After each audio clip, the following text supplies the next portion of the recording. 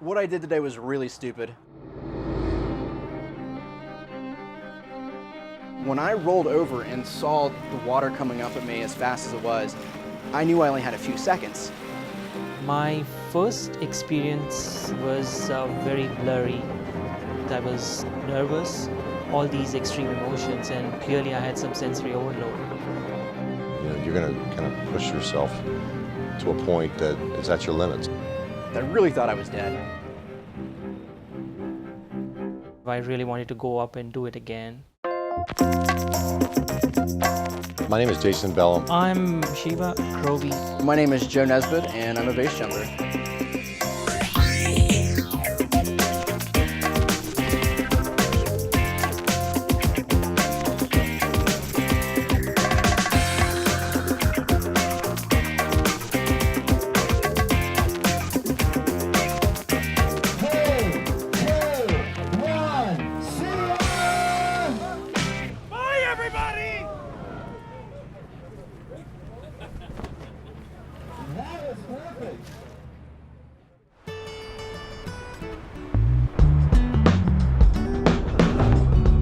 I'm a second-generation skydiver, so growing up, my dad was a pilot.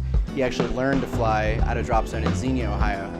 Growing up, every other weekend, we would roll up to Xenia, Ohio, and I was always the annoying little kid running around bugging people while they're trying to pack. And then when I hit 18, I made a tandem. And then by my third tandem, I was like, all right, I know I'm gonna do this for a sport, and I started jumping consistently since then. I grew up in a military family, so I used to see paratroopers. I always wanted to try that when I grew up, and that was primarily my reason for getting into skydiving. I started skydiving about 7 years ago. I have about 800 jumps, so I believe I'm at a time wherein I have enough experience to start base jumping, and here I am. See ya! When I was learning how to skydive and all the ways to be safe, it also teaches you at the same time why base jumping is not safe. There's less margin for error, less altitude, it's less forgiving.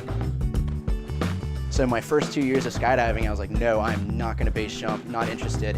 And I was supposed to go a couple years ago down to a wind tunnel to practice skydiving with some friends. The trip got canceled, and it was the same weekend as Bridge Day. And I said, screw it, I'll make a base jump.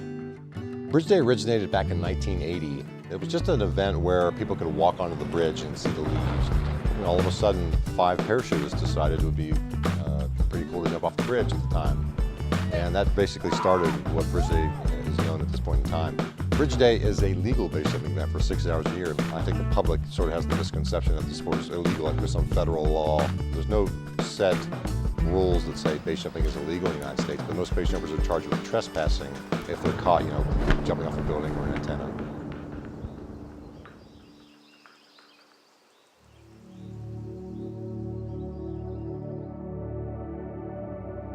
My first base jumps were so different from skydiving because when you're skydiving, you're already going the speed of the plane. But when you're base jumping, it's a dead air exit. There's nothing, your body's actually accelerating. The thing I remember most about my first jump is as soon as you exit, everything's really quiet. Like you left the crowd, within a second of you jumping, the crowd screaming is gone. And you're just in your own little world, you can't hear anything. 2 seconds go by, 3 seconds, now you can hear the sound picking up in your ears. By 4 seconds, the wind is screaming in your ears as you've accelerated.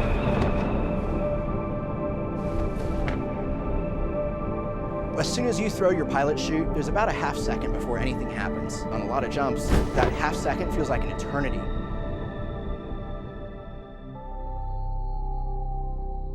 My family and friends, they clearly are nervous. A lot of parents don't understand the risk involved because they aren't familiar with parachuting sports. I lied to my mom for a long time. She knew I came to Bridge Day and made my first jumps. And then when I compressed my spine on my 4th base jump, she got really bent out of shape.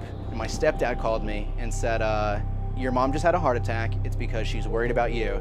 You did this to her. And then I was like, whoa, what happened? So I was like, all right, I'm not gonna jump. I'm with these guys. I rode here with them. I can't come back. I won't jump and I'll come back and we'll talk about this. I hung up the phone and the guy that was teaching me looked back at me from the front seat and he was like, so you're not jumping? I was like, no, it's a panic attack. They'll call me in an hour. I'm still gonna jump.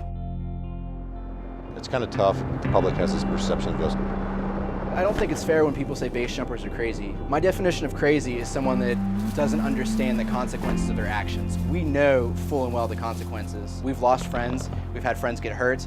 I've been hurt, I've broke a finger, I've broke a foot, I've compressed my spine. I might die one day. And I never ignore those consequences, but I have faith in myself and I have faith in my gear. It's really hard to explain to someone why you base jump.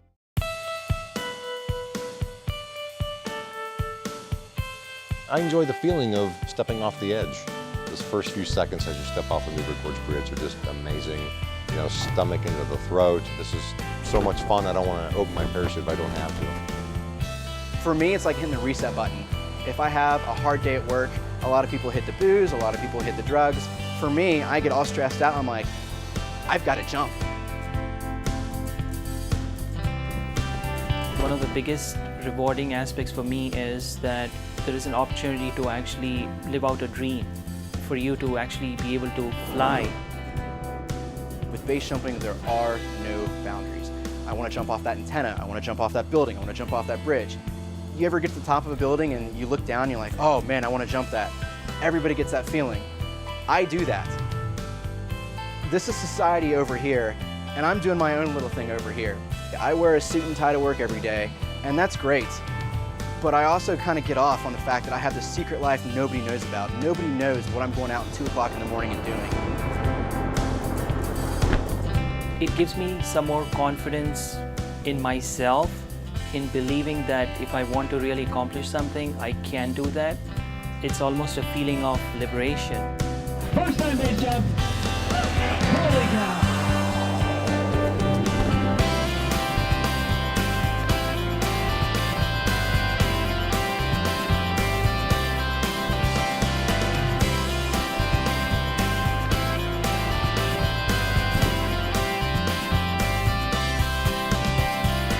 It's only logical that I have to give it up eventually. Do I know when that is? No, I couldn't even begin to estimate. I have a friend of mine from Virginia that's 63 years old, and he went out to Moab, Utah with us this past Thanksgiving and was whipping gainers off the cliff with me. I want to be just like that guy.